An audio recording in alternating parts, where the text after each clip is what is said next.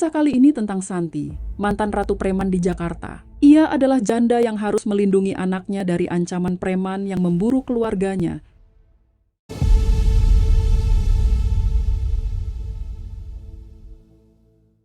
Malam itu adalah malam yang paling mengerikan bagi Santi dan anak lelakinya Sangga. Rumah Santi diserang banyak preman saat tengah malam. Santi, suaminya dan anaknya sedang tidur. Santi segera menggendong Sangga yang saat itu masih berumur 5 tahun dan masuk ke ruang rahasia. Ruang itu ditutupi karpet merah. Siapa yang akan menyangka di tempat tersebut ada ruang rahasia? Suami Santi, si Rambat, adalah ketua preman di Jakarta. Dia sering ribut dengan orang lain untuk memperluas daerah kekuasaan. Rambat baru saja menguasai pelabuhan setelah menghajar preman-preman sebelumnya. Namun malam itu, rumah Rambat diserang oleh sekelompok berandalan yang ingin menuntut balas. Suami dan anaknya sedang terlelap ketika pertarungan dua kelompok preman pun berlangsung dengan sengitnya. Santi bisa mendengar suara teriakan mereka yang menyerang dan mereka yang kesakitan. Suara senjata tajam beradu dengan senjata tajam juga sangat jelas terdengar di telinganya. Santi membekap mulut Sangga karena rumah mereka sudah dikuasai para penyerang. "Cari anak dan istri Rambat, habisi mereka kalau ketemu," teriak salah satu dari mereka. Mendengar itu, Santi semakin tegang. Dia takut tempat persembunyiannya ketahuan. Akhirnya, ruang rahasia tempat Santi dan Sangga pun berhasil diketahui musuh-musuhnya. Santi dan Sangga dipaksa keluar dan bandit-bandit haus darah mengancam nyawa mereka. Santi yang sudah lama menjadi istri bos preman, tak mau mati begitu saja di tangan mereka. Dia segera menggendong Sangga di belakang punggungnya dengan kain gorden. Lalu, dia mengambil pedang panjang jenis katana yang disimpan di bawah sofa. "Selangkah lagi lu maju nyakitin anak gua tebas leher lu," kata Santi dengan nada berani. Preman-preman itu tertawa melihatnya. Santi muak dengan mereka dan segera menusukkan pedangnya ke arah dada salah satu preman yang tertawa terbahak-bahak. Preman itu terdiam seketika. Matanya memandangi ujung katana yang menembus tubuhnya. Dia melotot ke arah Santi sebelum akhirnya mati. Melihat itu, preman lain langsung menyerang dengan cara membabi buta. Meski menggendong anaknya, Santi bukanlah perempuan biasa. Semasa sekolah dulu, Rambat dan Santi merupakan dua jagoan dari sekolahnya masing-masing. Rambat kerap menjadi pemimpin tawuran dan suatu hari membunuh pentolan lawannya. Ternyata, orang yang dibunuh oleh Rambat itu adalah abang Santi satu-satunya. Santi yang dendam memutuskan untuk mencari Rambat. Sejak saat itu, mereka sering berduel di jalanan. Tapi tak lama, Rambat yang tahu Santi dendam karena telah kehilangan satu-satunya orang yang dia miliki, menyesal dan meminta maaf. Dari situlah mereka berteman, saling mencintai, dan akhirnya menikah. Pertarungan terus terjadi, korban-korban keganasan Santi sudah bergelimpangan. Pedang Santi sudah banyak memakan korban, namun Santi sudah terluka di bagian lengannya. Dia melihat Sangga menangis. Suara tangisnya mengiringi suara pertarungan mematikan itu. Kemudian, bantuan pun mulai datang. Anak buah Rambat tiba di lokasi dan langsung menghabisi para penyerang tanpa sisa. Sementara, salah satu di antara mereka yang bernama Kodar berdiri menjaga Santi dan Sangga agar tidak diserang. Kodar langsung menyabetkan parangnya saat ada yang berani mendekati anak dan istri bosnya. Santi lega karena ada Kodar yang melindunginya. Dia yang sudah lemas langsung terduduk di lantai yang kini berwarna merah darah. Tatapannya kosong, tapi dia tahu dari dulu kalau cepat atau lambat dia akan kehilangan suaminya. Dan sekarang itu terjadi lebih cepat dari perkiraannya. Malam itu Santi telah resmi menjadi janda dan Sangga kini menjadi seorang yatim. Setelah kejadian itu, beberapa hari kemudian, Kodar dan beberapa anak buah Rambat berdiri di depan garasi rumah Santi yang sangat luas. Mereka nampak tertunduk. Tak lama kemudian, muncul Santi yang menggendong Sangga sambil menyeret koper besar. Kodar berusaha menghentikan Santi. Santi hanya menggeleng, "Aku tidak mau kalian semua mati sia-sia di sini. Cukup aku saja yang jadi janda."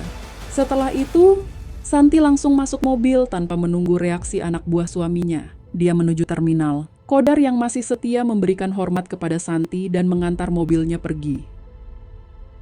Sejak kematian Rambat, Santi berusaha menghilangkan kebengalan dalam dirinya. Dia setiap hari bekerja di kebun karet, sementara Sangga sejak kecil diasuh oleh kakeknya yang tak kuat lagi bekerja. Namun, pesona janda Santi membuat kepala kebun yang bernama Darto diam-diam menyukainya. Darto sebenarnya sudah mempunyai 3 istri, tetapi dia kerap menggoda Santi yang sedang bekerja menyayat pohon karet. Bahkan dia berani memegang tangan Santi dengan dalih mengajari cara menggores batang pohon karet yang benar. Suatu hari, Darto mendekati wajah Santi. Darto berusaha mencium pipi Santi, tapi Santi segera mundur dan pergi meninggalkan Darto yang nampak kesal. Mendadak, Darto masuk ke toilet tempat Santi berada, menyodorkan duit sambil memerintahkan agar Santi diam dan jangan berteriak. Darto memaksa Santi membuka bajunya dengan janji akan membayar berapapun yang Santi mau. Jika Santi menolak, Darto akan langsung memecatnya.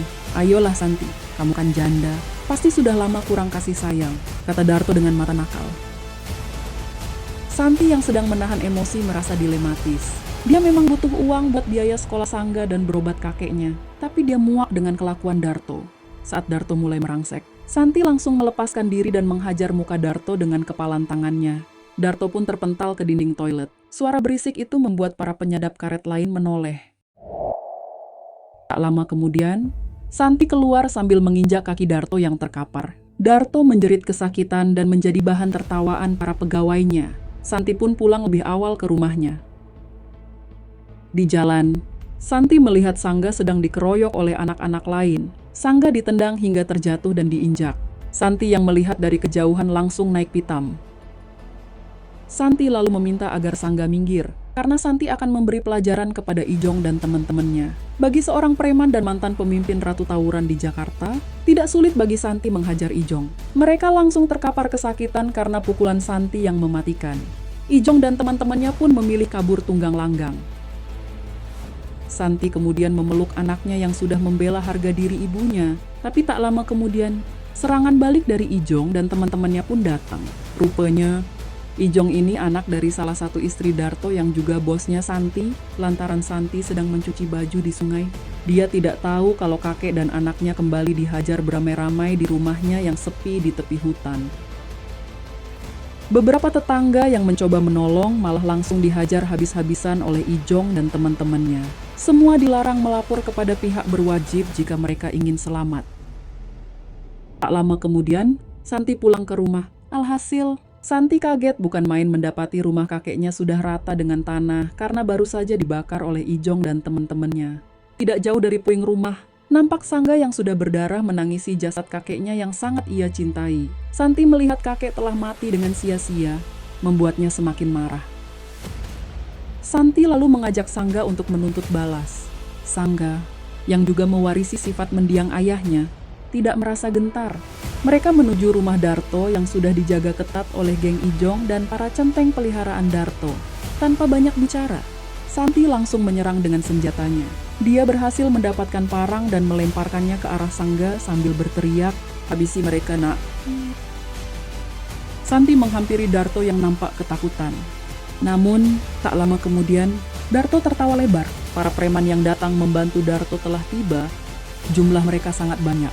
Mereka langsung mengepung Santi dan Sangga. Mereka dikeroyok lagi. Beberapa kali pukulan mengenai Santi dan Sangga. Sangga nyaris tewas ditebas parang jika saja Santi tidak menariknya dengan cepat.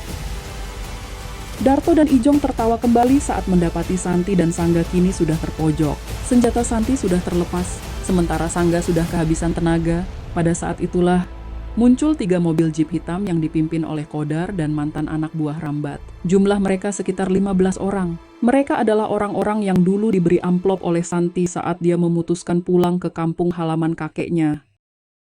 Santi lega melihat kedatangan mereka yang sangat tepat waktu. Kodar langsung melempar pedang milik Santi yang sudah lama ditinggalkan di rumahnya di Jakarta. Setelah menerima pedang itu, Santi seperti menyerap energi baru. Dia langsung kembali menyerang dengan garang. Kodar melindungi Sangga dari serangan musuh. Bentrokan antara mantan anak buah Rambat dan jagoan kampung peliharaan Darto terjadi dengan sengit dan mengerikan. Santi sangat buas menyabet-nyabetkan pedangnya, sehingga satu persatu mereka tumbang di tangannya. Saat Darto melihat Ijong tewas terkapar bersimbah darah, dia hendak melarikan diri. Namun, pedang Santi langsung menyusul setelah dilempar cepat oleh Santi. Pedang itu menembus punggung Darto dan ujungnya menancap di pohon karet. Darto mati berdiri, darahnya menetes di batok penampung getah karet. Dan cerita pun selesai. Jangan lupa subscribe channel ini dan aktifkan lonceng notifikasinya. Sampai jumpa kembali di cerita seru selanjutnya.